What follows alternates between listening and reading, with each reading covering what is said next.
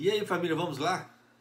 Tá na hora do vídeo, né? Aqui no Japão começou a vigorar hoje, tá? Para Osaka, Hyogo e Miyagi, a lei de escrever ou não ler, o pau comeu, tá? Então, para poder esclarecer as pessoas em relação a isso, um jornal japonês ele fez uma série de perguntas e respostas, e eu tô trazendo para vocês aqui essa série de perguntas e respostas para você ter ideia, tá? do que é isso, já que foi uma lei que foi promulgada em fevereiro, tá? E precisa da autorização do governo central para poder fazer o uso dessa lei.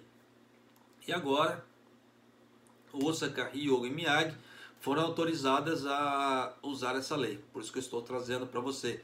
Tá? Então, para você que mora nessas regiões, tem que ficar atento agora ao que o governo local vai dizer, porque as diretrizes são do governo local, não é do governo central. Tá? Então, horário de funcionamento dos comércios e etc. vai depender tudo do governo local. E caso não seja atendido os pedidos, é multa, basicamente, né? Para resumir a coisa. Mas vamos lá. A seguir estão perguntas e respostas sobre as novas medidas rígidas do Japão para conter as infecções por coronavírus, sem declarar estado de emergência, implementada na segunda-feira nas prefeituras de Osaka, Hyogo e Miyagi, caso hoje. Tá?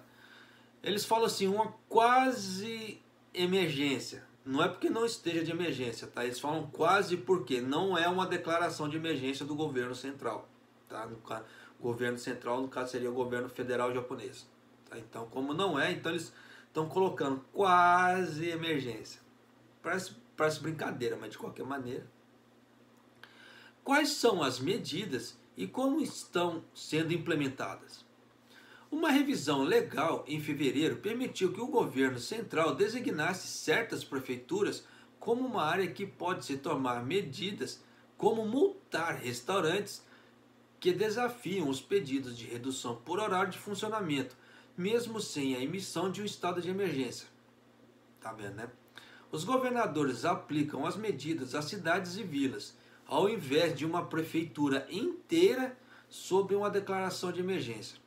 O primeiro-ministro Yoshihide Suga disse que consideraria permitir que outras prefeituras, além das 3, sigam o exemplo se os seus governadores apresentarem um pedido.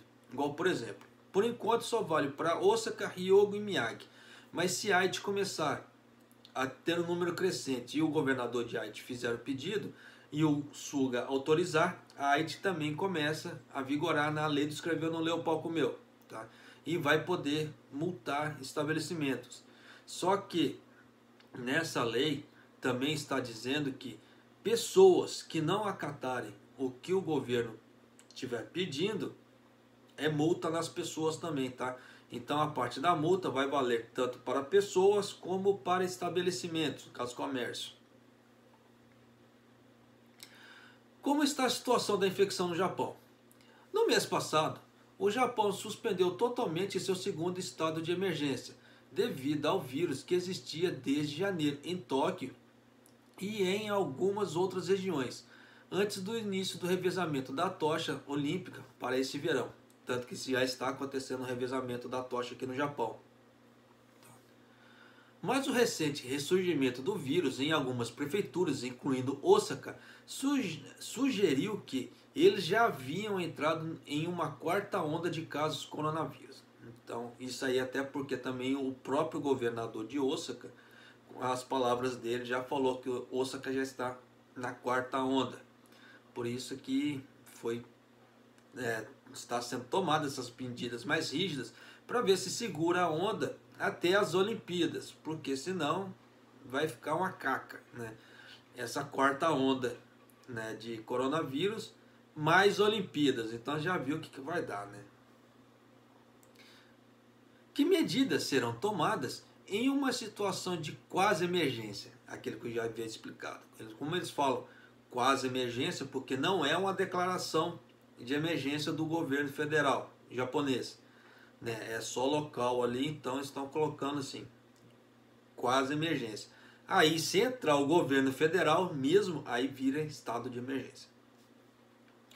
Os governadores das prefeituras podem pedir aos restaurantes e bares que diminuam o horário de funcionamento, proibir os clientes que não usam máscaras sem os devidos motivos, instalar desinfetantes para as mãos e ventilar as lojas, entre outras medidas.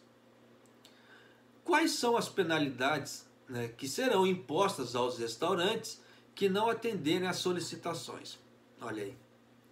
Eles serão multados em até 200 mil ienes, o que daria $1.800, após procedimentos judiciais, em comparação com até os 300 mil ienes de um estado de emergência.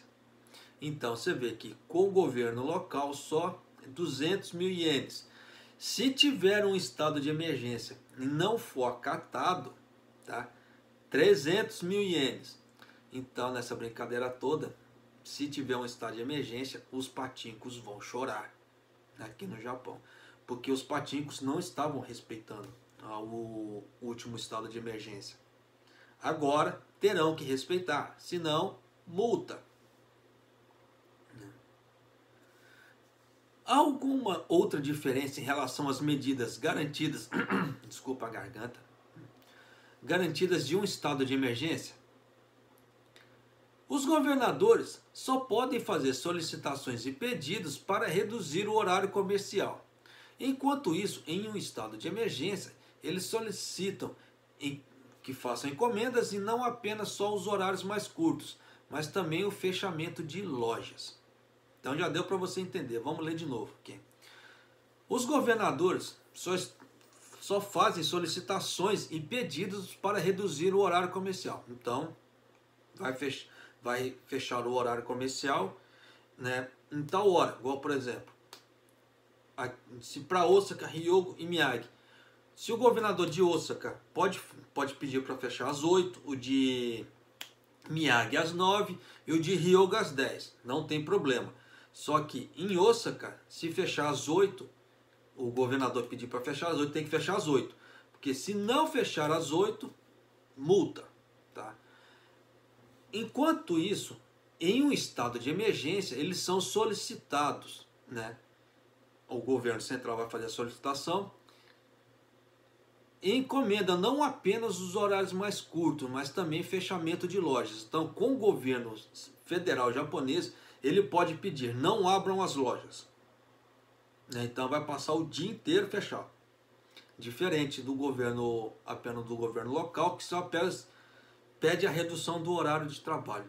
Tipo assim, fecha às 8, fecha às 9. Tá? Então já deu para vocês terem ideia dessa diferença.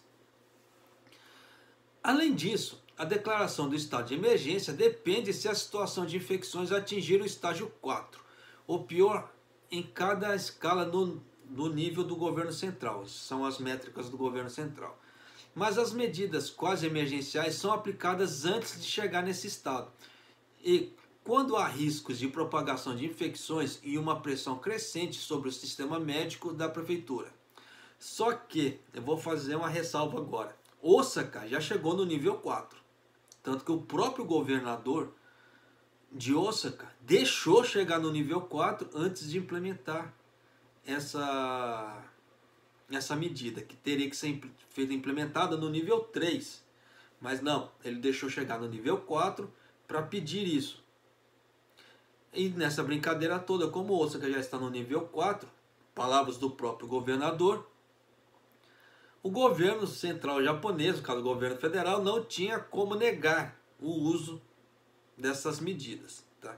Até porque também o governador de Osaka, em outras matérias, ele passa por uma grande pressão do comércio. Os lobistas falam, pelo amor de Deus, deixa a gente trabalhar. E manda um e-mail, manda carta, e manda recado, e manda...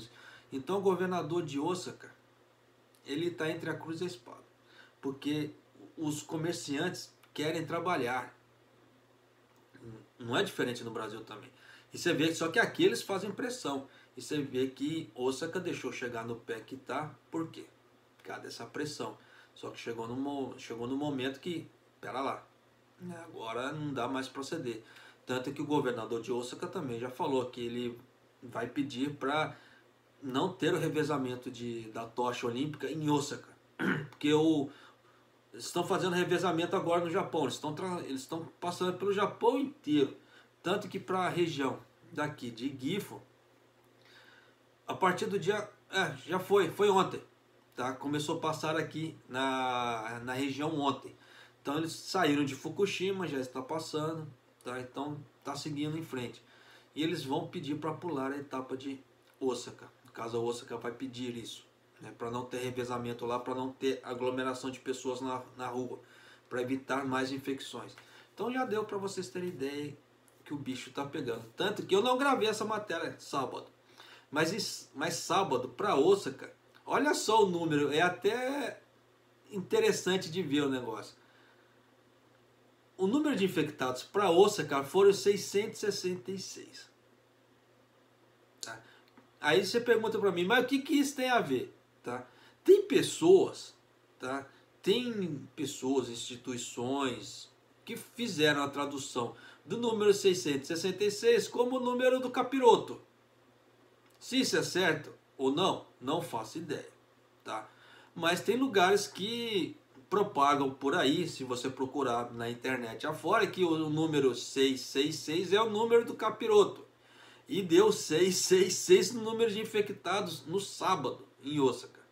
Coincidência ou não, estou trazendo para vocês aqui só para vocês terem uma ideia. Eu não quis gravar esse tipo de matéria, até para não trazer sensacionalismo, tá? Então só vai saber você que assistir o vídeo até o final, no caso assim, você ficou sabendo, tá? Mas de qualquer maneira, tá? São coisas assim sensacionalistas que aparecem na internet. Você pode usar o tio Google lá para você pesquisar sobre o número 666. Você verá que tem lugares que fala que é o 333, tem lugar que fala que é 666. De qualquer maneira, tá? Foi um número totalmente estranho para Osaka, um número assim redondo, 666. Tá? De qualquer maneira, curiosidades à parte. Então, se cuidem, tá? Então, para você que mora em Osaka, Hyogo e Miyagi, já fique atento, tá? Que está valendo a partir de hoje a lei do escreveu, não leu, o pau comeu, tá? Um abraço, até o próximo vídeo, até mais.